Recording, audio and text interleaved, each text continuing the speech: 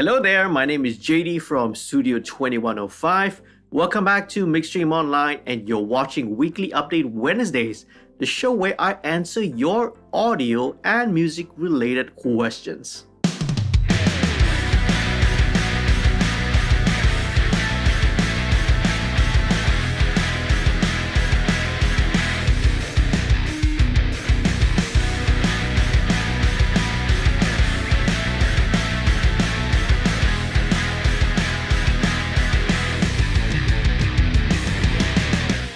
As usual, a warm welcome to all the new viewers and a big shout out and thank you to the patrons who help to support the channel financially. If you are new to this channel, please do click on the subscribe button down there and also click on the bell so that you'll be notified every time I put out a brand new video. Sign up for the email list for some free stuff, and if you want to become a patron, head on down to www.patreon.com/studio2105.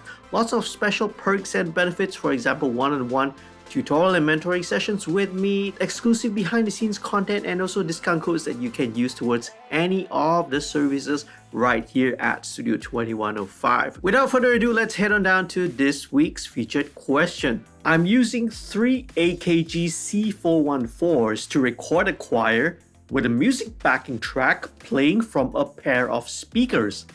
How do I place the mics to capture the choir while minimizing the bleed? This is going to be a tough one. The solution is not going to be ideal. Nevertheless, I have encountered this situation before, so I'll share how I dealt with this scenario. I have so many questions that need answers. First of all, how large is the choir? How many members are there? What's the size of the recording space, and what's the layout of the recording space? Is there no possibility at all of setting up headphones? Have you considered maybe hiring a studio and maybe trying to record in sections instead? I'm going to assume that the recording is going to be taking place in a church or a hall or something similar. In an ideal situation, we would set up a monitoring system for the entire choir, right? Either they use headphones or in-ear monitors. But if push comes to shove and you have absolutely no budget to rent a monitoring system, then you're gonna need a few things in order for this to work. First of all, the placement of the mics and the speakers. Now, in an ideal scenario, we would be using either a space pair, maybe a coincident or near coincident array, such as ORTF, a Blum line, right? Using a pair of omnidirectional mics, right? Or in the case of Blum line, you use figure 8s. So we want to capture a good balance of the direct sound plus the natural reverb of the space. You see, having speakers playing back kind of immediately rules out the possibility of doing that. You're left only with the directional patterns. So on the AKG C414, you can switch between 5 different polar patterns.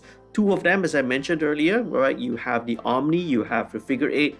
The other 3 polar patterns that you can switch, these are the directional ones. So you have the cardioid, you have a wide cardioid, okay, and you have a hypercardioid. I would take 2 of the AKG C414s, and it doesn't have to be AKGs, right? It could be any other condenser microphone, right, with a cardioid polar pattern.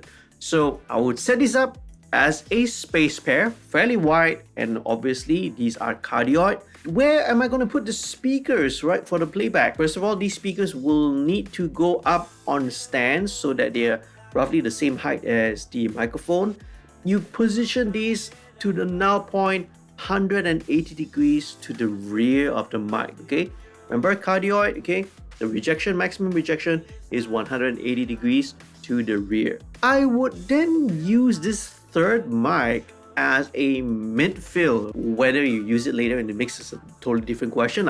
But I would take this third mic and sort of put it in the middle to sort of fill up the mid information as I see fit later on. This one, I would set it to hypercardioid. With hypercardioid polar patterns, the null point is not directly behind the mic, but it's roughly around 135 degrees towards the rear and towards the side. Once you've done that, you make small adjustments to the mic position, the speaker positions, so that what you are trying to aim for is you want maximum rejection of the bleed, right? That's coming from the playback speakers. Next comes the tricky part, right? The music backing track. Now this track, a couple of things really crucial you need to pay attention to. Now this track needs to be finalized or as close to the final version as possible. Point number 2, the track needs to be in mono. Later on, this will help to blend, right, the bleed in, and we also apply some phase cancellation tricks, right, which will help to further attenuate it later in the mix. Okay, there are some tips and tricks and techniques that you can apply in the mix stage as well. But we're going to talk and focus on the recording aspect, how to set it up today. Now, additionally, I would strip down. You could also try stripping down this track to the bare minimum. Mute the drums, mute the bass, mute the lead vocal, especially, right? Any of the background parts. If possible, just only leave the primary chordal rhythm instrument. Perhaps just a piano, right, that's holding the chords, right, keeping time, or a guitar if that's the instrument that's playing that role. You want the choir to be able to follow the music, right, to stay in tune and to keep in time.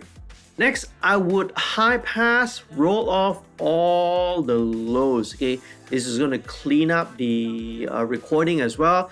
The choir doesn't need all that low frequency information to stay in tune. Okay, now lastly, and this is going to be crucial, you're going to feed this mono, remember, right, mono backing track into both speakers, and you reverse the polarity on one of them.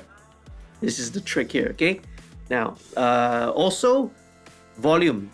You want to set the volume as soft as possible so that the choir can still hear it, okay, when they're singing. Now, if you have positioned everything correctly and with a little bit of luck, now the signal arriving at the middle mic should, in theory, cancel out. Remember, it's a mono and, right, it's a reverse polarity, while the ones at the outer pair, you should get a bit of attenuation, right? Maybe not much, a couple of dB or so, right, but even a little bit will help.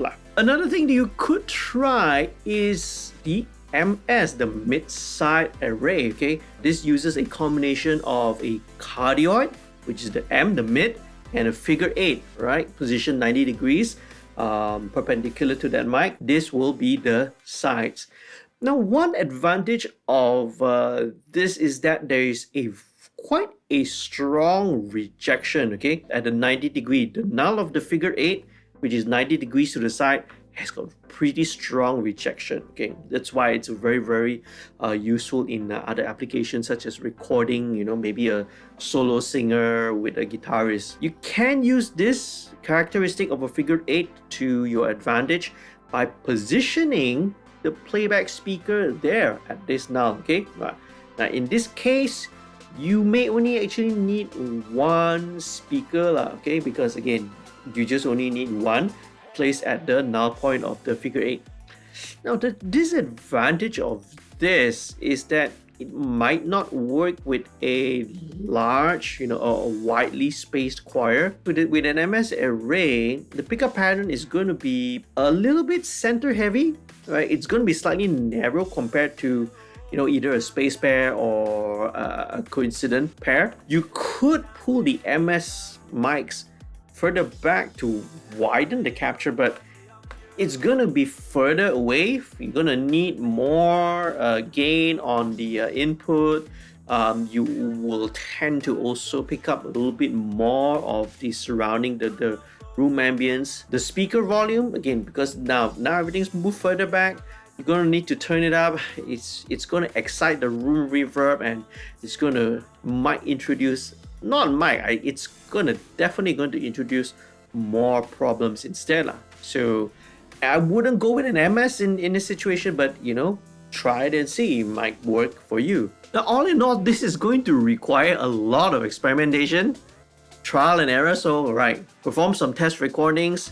Don't take too long though, because right, dealing with a bunch of choir singers, you don't want to tire them out. You don't want to stress them out, right? Having them wait too long. Set everything up beforehand, of course, right? Use your ears, make adjustments, make the adjustments to the position of the mics and the speakers, the gain. I would usually use no EQ, no compression, except maybe just just a high pass. Right, because you are in an environment, especially if you are not able to monitor the recording, because you're going to be in a situation which is totally unfamiliar to you, right? Recording in a church or a hall or some other space like that. So, right, no EQ, no compression at all. Just keep everything flat, get a clean recording, and deal with it later. Now, unfortunately, I've had to only do this OD a handful of times. If I recall, only like once or twice ever. Even though the client was happy with the end result, I personally, from an engineer's point of view, it's not really, it wasn't really that great, okay.